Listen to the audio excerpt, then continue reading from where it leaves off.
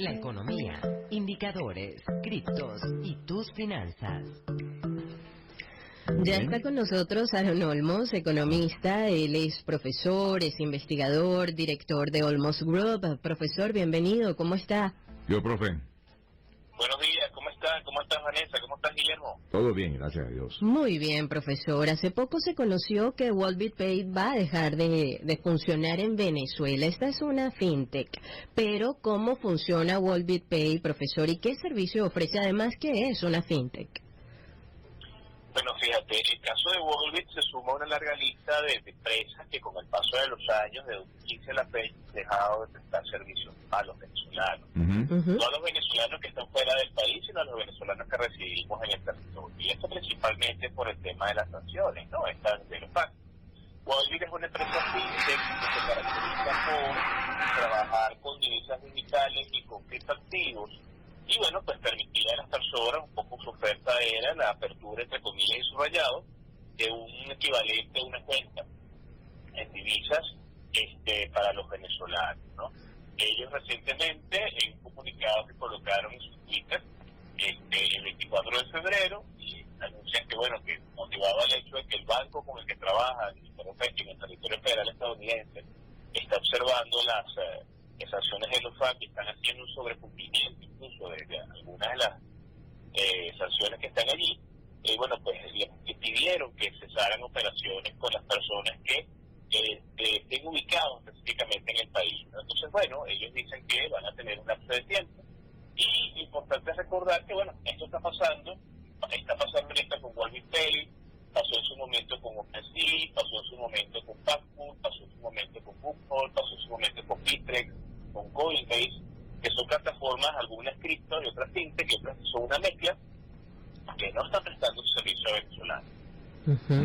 A mí me llama la atención, pues no solamente es el hecho de la parte que tiene que ver con las cripto, Aarón, sino que también voy a involucrar a los bancos. Hubo un momento en el cual se decía también que Wells Fargo no iba a permitir pues los movimientos o las transferencias vía Zelle, etcétera. Todo esto tiene que ver con el tema de las sanciones. Al final somos los que estamos acá en Venezuela los que padecemos todo eso. Sí, precisamente tiene que ver con las sanciones, y de hecho, cuando tú revisas el sitio web de los FARC, empiezas a buscar allí las sanciones contra Venezuela o hacia Venezuela, que son específicas, ¿no? Hay instituciones, personas con un nombre específico, bueno, pues de alguna manera, si bien no aparece un venezolano común, no aparece un venezolano de pie, una empresa venezolana, recordemos que de 2015 que comienza esto, pero ya se comienza a ver más y sentir más en 2017, 2018, personas naturales y personas jurídicas que tienen o tenían cuentas en el extranjero hace muchísimos años, veían ya con dificultad pues, de poder hacer operaciones, transferencias, les retenían una semana, 15 días los montos por averiguaciones para saber. En el caso pues de lo que utilizábamos plataformas digitales en ese entonces también, en el caso de PayPal, ese tipo de cosas, y bueno, para muchos de nosotros se nos dificultaba hacer operaciones, ¿no?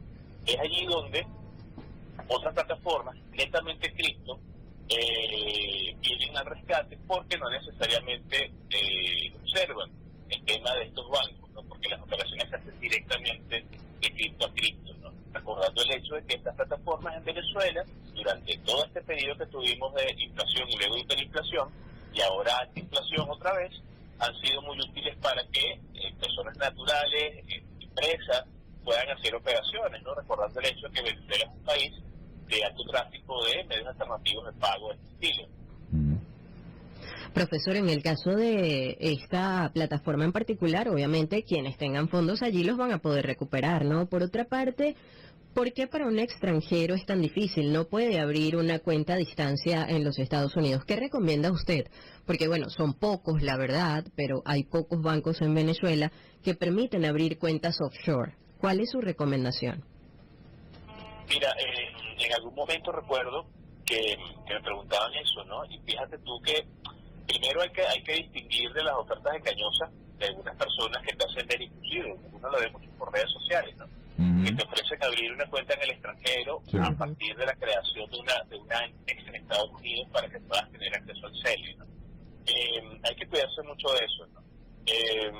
El gobierno federal estadounidense y sus órganos de supervisión bancaria y en el área de inversiones están realidad no solamente Venezuela es un país que tiene sanciones, desde Rusia pasando por Turquía, Irán, Bielorrusia, son países que tienen sanciones, pero se está cuidando mucho de abrir este tipo de cuentas, precisamente por elementos que ellos consideran, cuando uno lee estos documentos, de soporte o apoyo, actividades ilícitas, qué sé yo, ¿no? Y lo importante es que si una persona que no tiene nada que ver con estas actividades y quiere abrir una cuenta, bueno, pues mira, este tipo de opciones, hacerlo a distancia se hace difícil, ¿no? Nuestros bancos en Venezuela tienen opciones para poder abrir cuentas en Panamá, para Puerto Rico en algunos casos, inclusive en el país vecino, ¿no? Que se pudiese hacer. Validar bien la institución financiera que está haciendo la oferta, primero hacerlo con una institución financiera que esté regulada y supervisada, que validemos que efectivamente tienen oficinas fuera del país, saber cuál es el estatus de esas oficinas. Y bueno, pues en el último caso, si realmente la persona tiene la posibilidad, porque tiene visa, puede viajar y todo lo demás, hacer la apertura directamente en el país donde quiere desarrollar su actividad económica. Y en el caso del uso de este tipo de plataformas como Volbit, ¿qué recomienda, profesor? Está también PayPal, usted la nombraba, está Zelle, pero ¿cuáles son sus recomendaciones? Habría un Zenly ahorita también, que es otra opción.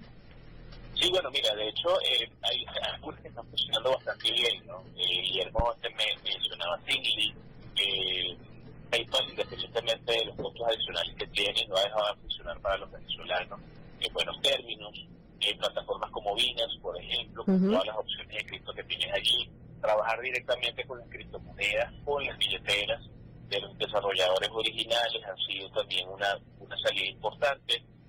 Hay concentradores y traductores de pago venezolanos, como el caso de Orinoco o Orinoco.io, que es una plataforma bastante robusta, que te permite combinar diferentes métodos de pago digitales en una sola plataforma, ¿no?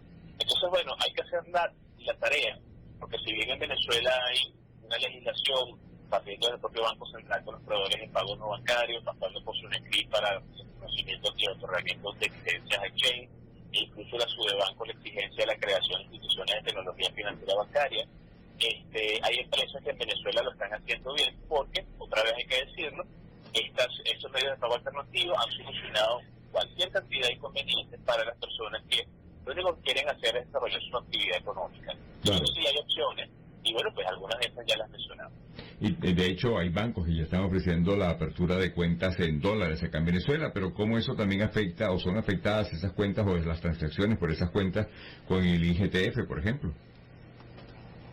Bueno, fíjate tú que el día de ayer, tuvimos la noticia de una aceleración durante el cobro de este gravamen a las operaciones en divisas y criptomonedas distintas al petro, ¿no? A un año de cumplirse la entrada en vigencia de esta reforma parcial al impuesto a las grandes transacciones financieras, creo que esto es un mensaje bastante evidente sobre lo que ha sido el desempeño de esta reforma, lejos de colaborar en la mejora de la economía, más bien ha ralentizado y encarecido las operaciones.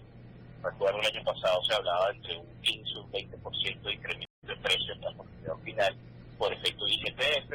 Entonces, bueno, al final de cuentas, estas cuentas que tenemos bancarias en divisas son básicamente cuentas de custodia, no ganan intereses y claramente concentran allí esas divisas que están en circulación, y entonces de paso por estadísticas de Sudebanco han comenzado a declinar en cantidad de esas captaciones. Sin embargo, Venezuela sigue siendo un país que mayormente se mueven en términos de divisas, ¿verdad? De monedas extranjeras, no solamente dólares, euros, pesos, y bueno, una porción importante, como lo muestran los datos de análisis, el cripto, ¿no?